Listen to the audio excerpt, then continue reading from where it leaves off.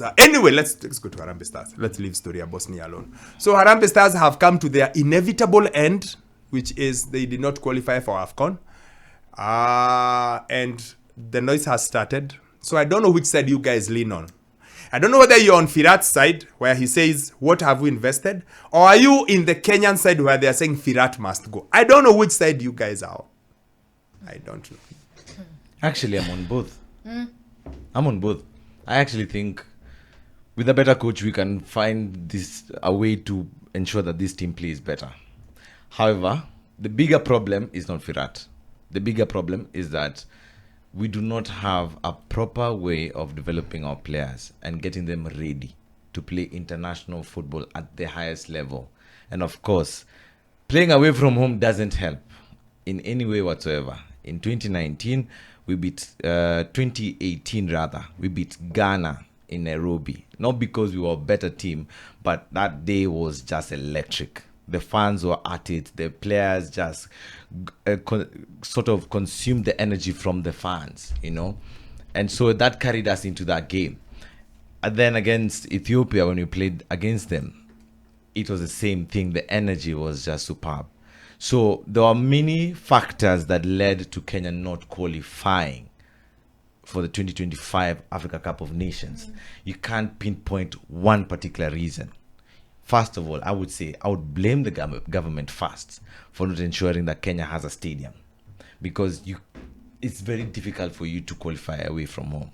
Yeah. But then again, you can say that Zimbabwe also didn't play any game at home, and they've done the same. But if you watched the game against Kenya, there were numerous Zimbabwean fans in the stadium.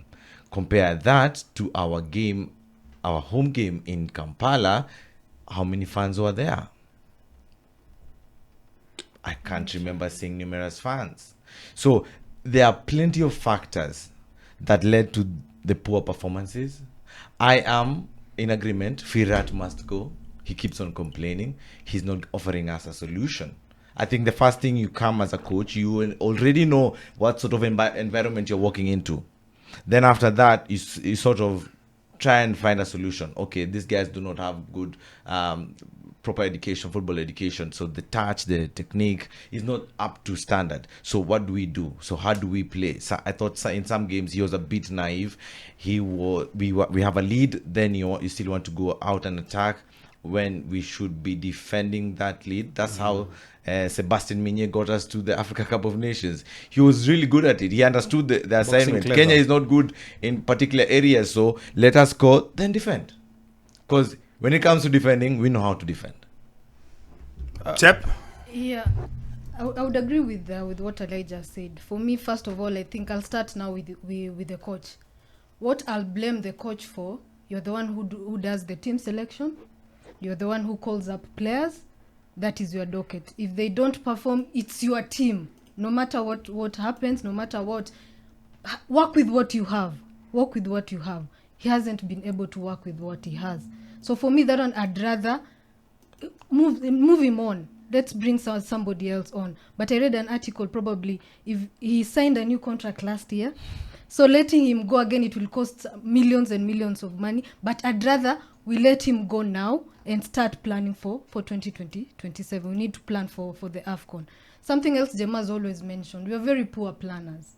We've been talking about football for the longest time. And for me personally, just as a fan, I'm talking on the perspective of just being a fan. We don't just plan things. The stadium, again, you've mentioned, playing our away games away. It doesn't help. Because again, the home crowd is important to fans. It's important to players. We have been playing away. So it's difficult for our team to get those points. So that is that aspect. Again, just for me, for the coach is the team selection. I'll blame the coach. But for me now, what I'm looking at now is what's next. Because again, you said we have a younger team, the under 23s, which are okay. But now how transition, again, the structures, how do we transition them to the national team? What do we do between now as we plan for 2027? I personally wouldn't want the coach to go, because as much as we are blaming the coach for all these things that have been happening to Harambee Stars, especially being knocked out of Afcon 2025, look at the things that have been built around him to make sure that the team is performing. On Friday's game, we were playing even away from home. It was scheduled to be played in Kampala. Then again, it was moved to SA. Those are some of the things that at some point will affect the players and their performances, because traveling for that long, the nitty-gritties of making the team is prepared to play against the Zim, who are also playing away from home. But just these small things that are happening. You remember there was a case where some of the players that he wanted to come and play for the national team didn't have the you could say some of the visas, The passports. the passports, the documents to go and play for the team. Yes.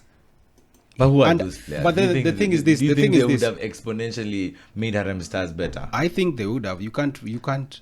I don't think so. Which leagues were they We playing in? can't say yes or no because we don't We know. don't There's know. a We reason don't we know. were looking Yeah. for them. Yeah. So the fact that and this is Teddy's point, sorry, and I'll let Teddy go on. Teddy's point is this: we cannot plan with the players. You guys even cover training sessions on those players who are key parts of that training session. This their team is going to line up, and then all of a sudden not there. the story went quiet. Yeah. So I, as a coach, have planned with Elijah, and Elijah I'm being told he's here, and then on the day I'm told, but they know he doesn't have papers. The reason why I'm saying that. So what does that do just for your planning? What does that mean about by the time we are calling you Elijah, by the time we are getting you from Germany and from the UK and we are Yeah. bringing you here and you are participating in training, and then we realize when you have made the 18 is when we realize, by the way, you can't play because of passport something Yeah. administrative issues. What does that do to me who was planning? It doesn't But make here's the sense. thing, And Wokabi. you are asking what would they have done. Let's assume, we can assume they can be Taiwo or they can be Anyembe. Let's assume they were Anyembe. It would have improved the team. But the fact that you give me and then you remove this past squad, you guys called Adam Wilson. I was so excited when I saw the name. I googled. I saw, a Kenyan plays for the New Saints. Those people used to bet, know the New Saints from Wales. And then all of a sudden he was dropped because of one thing or the other. That is the point Teddy is Yeah. driving. What is this planning? What is this planning where Elijah? No. I think But also you it's the see, fact that's, that that's my how point. he talks with the media as well Yes. is he tells us the truth. It's only that sometimes we don't want to accept what is there really, because he tells that we don't have a perfect structure, so we have to But work Teddy, with who whatever you doesn't have. know that? It's only that you guys don't like the fact how he tells us. Teddy, Yeah. the first time we went for the press conference, he told us that, and I cheat you not. In the last press conference, he mentioned something about that, and against Cameroon, in Cameroon, he said, "Oh, you see, even Kenya journalists are not here." Is that a reason? Can you really say that's a reason? The reason why I'm saying all these players, how many players has he called from those other unknown leagues and guys who have not been born in the country? How many times has he called them here? And how many of them have been integrated into the team? I think I can only mention Anyembe and Ayunga only. But how many have they been? They've been close to 10 or so, thereabout. But they have not been integrated into the team. Okay. My biggest issue, but we can't integrate them, Elijah, when with the first ones we wanted to put you was called Tobias Nost and the other big defender. You guys, we couldn't play them. We couldn't. How many have we called and then we couldn't. But the only player who we called who came and we actually looked at not too it. many. That's what I'm saying. Elijah. We don't know until we can play them. So we called them. Of course, we are. Look, this thing is guesswork. So you're calling all the players from all over the world. Come in, guys. Let's try. Yeah.